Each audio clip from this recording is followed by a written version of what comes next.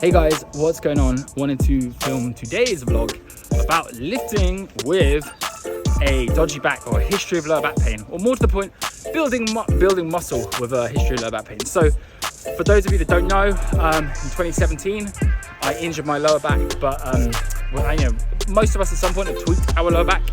I ended up having 4 months of continuous lower back pain, couldn't sit down properly for a year. It was a pretty sucky time. And anyway, as a result though, as many of these things, it was a blessing in disguise, because it taught me, it taught me about a million times more things about training. It taught me how to train in a truly safe way, how to truly activate the supporting muscles around my lower back, my glutes, my hamstrings, my core. And as a result of doing those things, it turned me into a better bodybuilder, helped me build way more muscle. So it was a massive blessing in disguise. But in terms of how I set up my training, and I just want to go through some pointers in this video that might be helpful for you. But before I go any further with that, let me just give you a little intro onto myself, what my current goals are. So currently I am dieting for a couple of photo shoots now. The reason for that is my long-term goals in 2024, my plan is to do a natural bodybuilding competition. So I'm a guy that doesn't take steroids. I've been building my physique kind of like ever since the age of 17, however, learning to do it efficiently and in an actual productive way, you might say, has only really come in the last few years, and I've really started to apply myself in the last year or so. So my goals right now are to get as lean as I can, so I can get some photo shoots done, lean as I can whilst retaining as much muscle tissue as possible. And this is also kind of like a trial prep for when I do the actual diet for the natural bodybuilding competition. Once I've done this diet and I've done the photo shoots, I should be hopefully complete with that in a couple of months.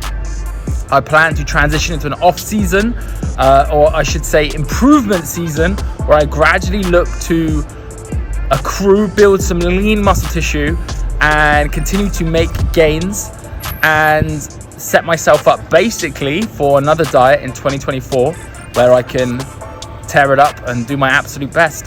What motivates me with this is basically training is my hobby, training is my profession. I'm a coach. I'm an online coach and in-person coach, personal training by trade. So being on top of my game, on top of my training helps me, it helps me be really, really passionate about the people that I'm helping out. Anyway, guys, let's get back to the point of the video, which is how I learned to basically maneuver around a bad back, make progress, maybe not make that back so bad anymore.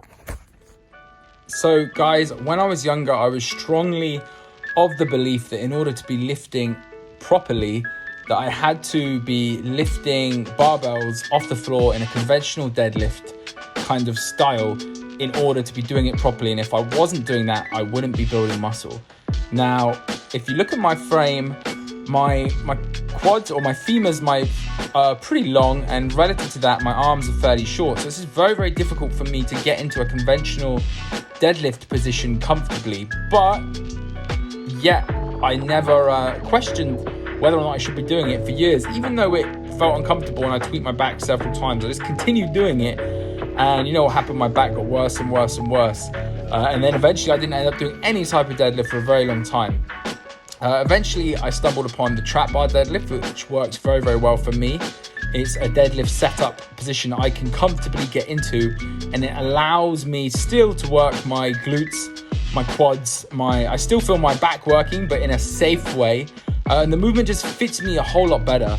So if you have a history of lower back pain, you don't want to cut out hip hinge movement patterns, but what you do want to do is find movement patterns or find exercises that fit your body. If anyone tells you you have to do a certain exercise for a result, they are wrong. There are so many different hip hinge variations that you can do to develop your upper back, your glutes, your hamstrings. You don't need to do a deadlift off the floor.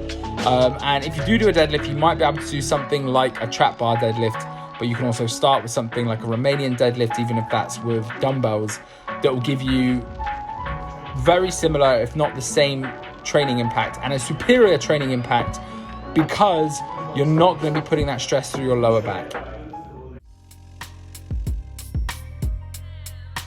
All right, just taking an evening walk, my bro Ryan. Steps, by the way, are a great way to get your daily calorie expenditure up. But anyway, what I wanted to talk about next point is reframing your mindset when it comes to your lower back pain or your lower back issue or whatever you've been told by your doctor. I mean, I had an MRI on my back that told me I had a bulging disc on L4, L5, and like dehydration in the lower disc. It really like scared the shit out of me, basically.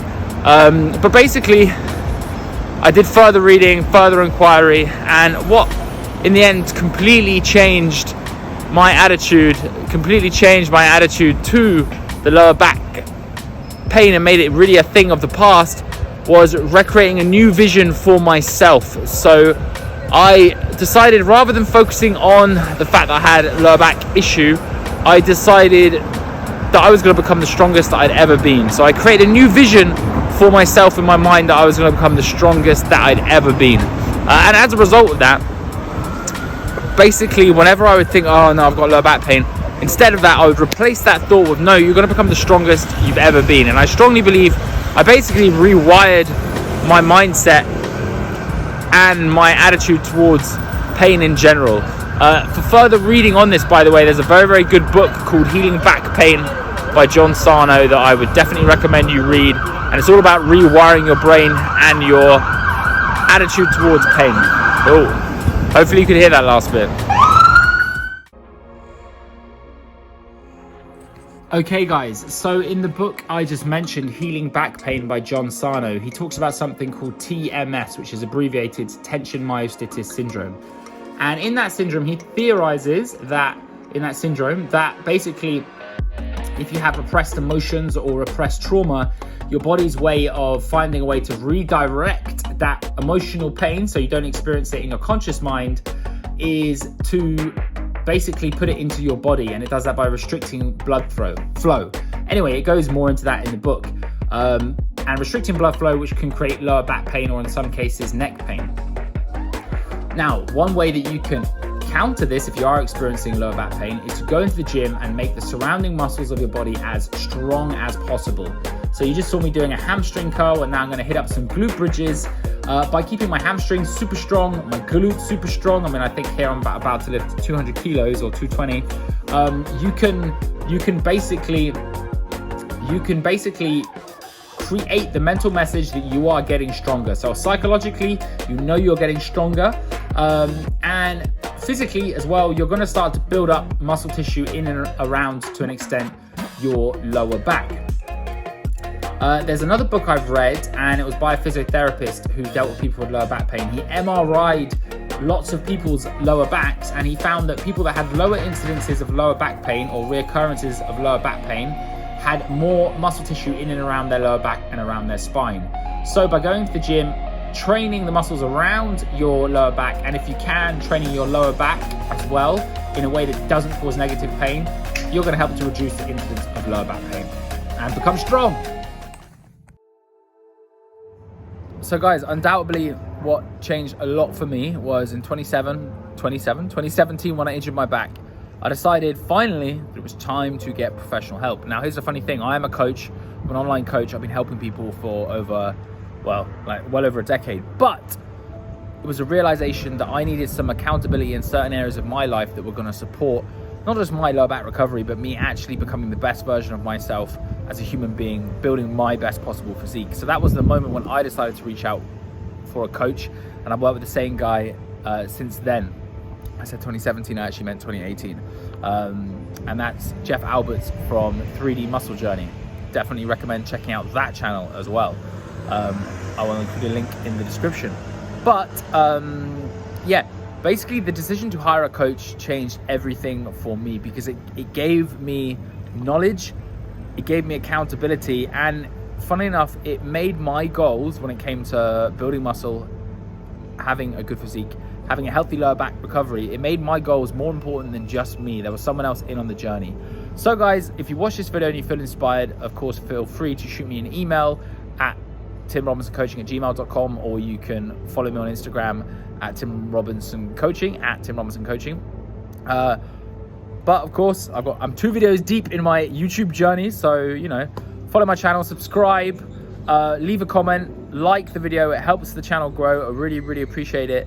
And if you've got any questions, don't hesitate to shoot me a message through one of the channels that I've listed. Wish you all the best with your journey, guys. The body has amazing healing powers of recovery. You can not only recover and strengthen your lower back, but go on to build a better physique than you ever had before. I know, because I'm living proof, and I've helped my clients, some of my clients, to do the same. All right, I will leave it there. Peace.